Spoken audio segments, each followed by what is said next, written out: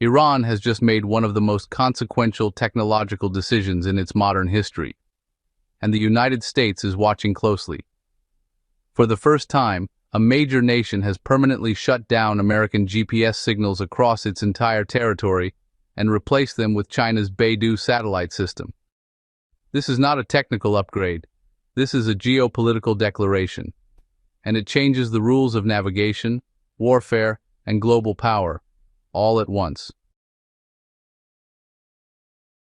To understand what just happened, you need to understand what GPS actually is. Most people think of GPS as a free, neutral tool, a utility anyone can use. But GPS is not a public service.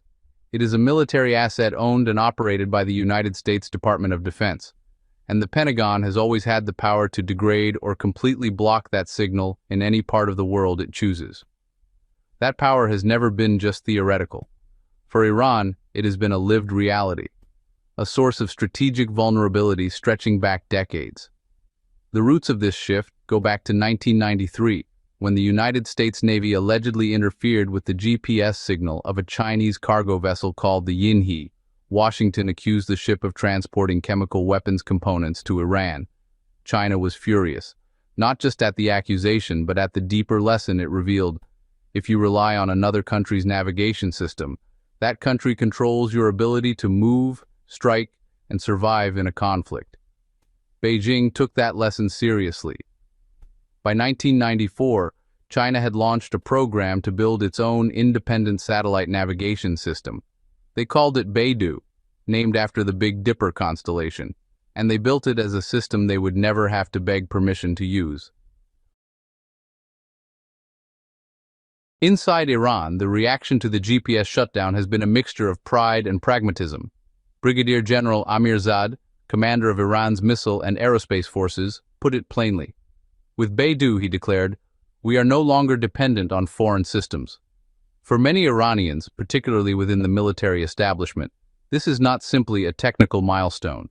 It is a statement of national sovereignty.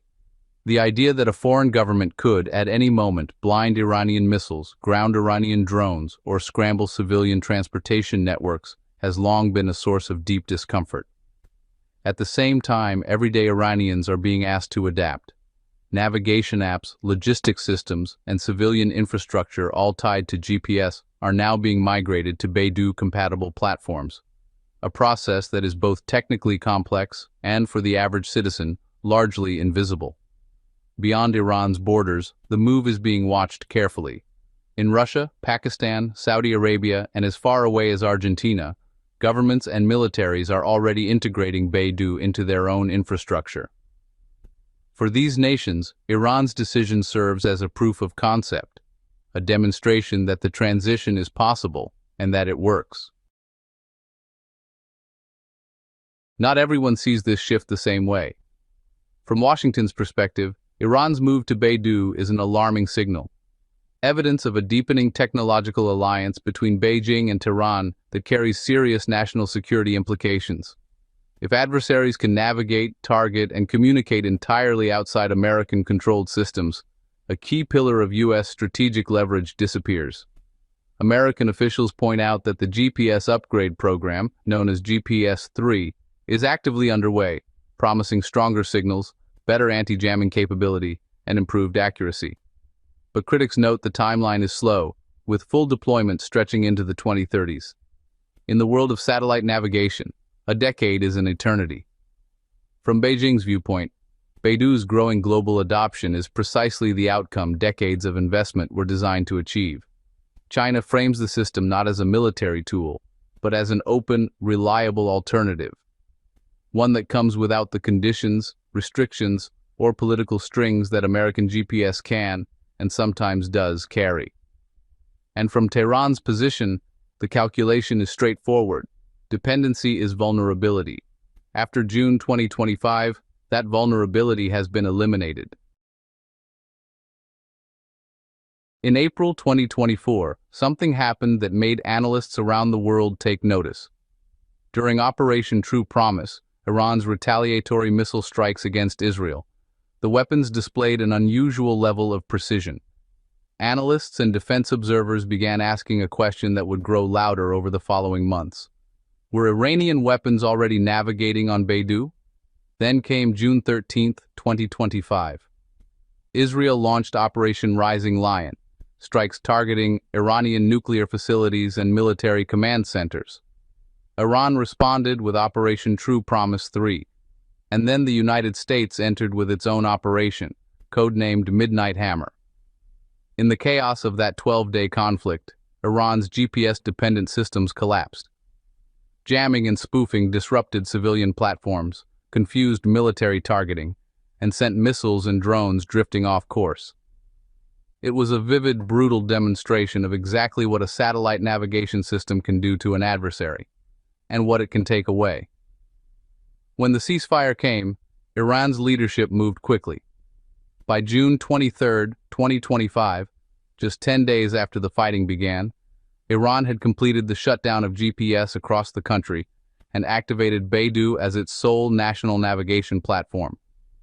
Iranian defense officials reported the results immediately.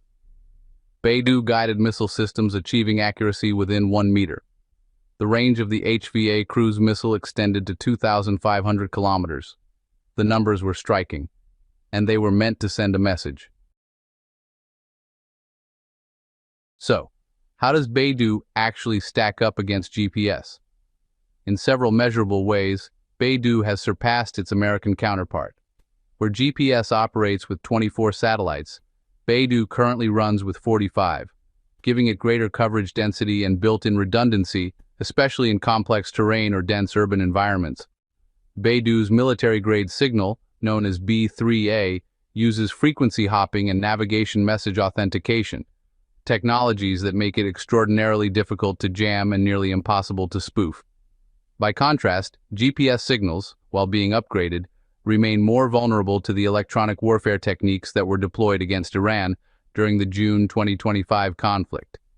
Beidou also has a capability GPS simply does not offer: two-way communication.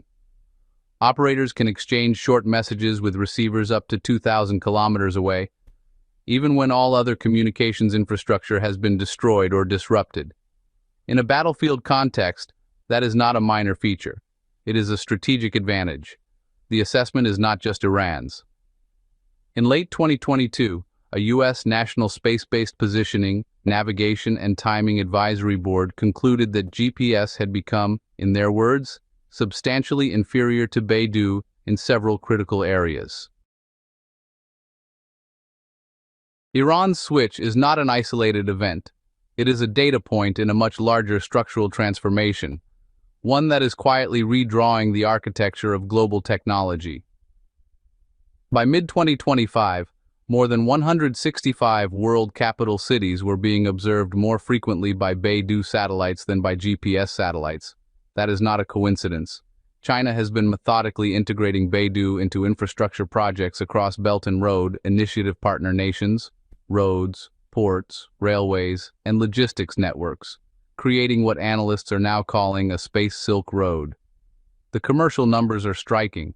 Beidou posted a net profit of $1.1 billion in the first quarter of 2025 alone. The system processes over 1 trillion location requests every day and is embedded in more than 2 billion devices worldwide. There is also a surveillance dimension to this story.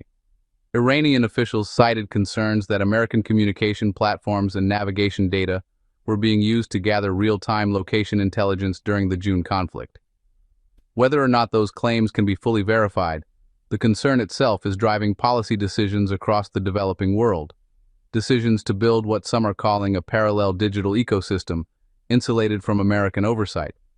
In Europe, governments are accelerating discussions around receiver systems capable of switching between GPS, Beidou, Russia's GLONASS, and the European Galileo system in real time.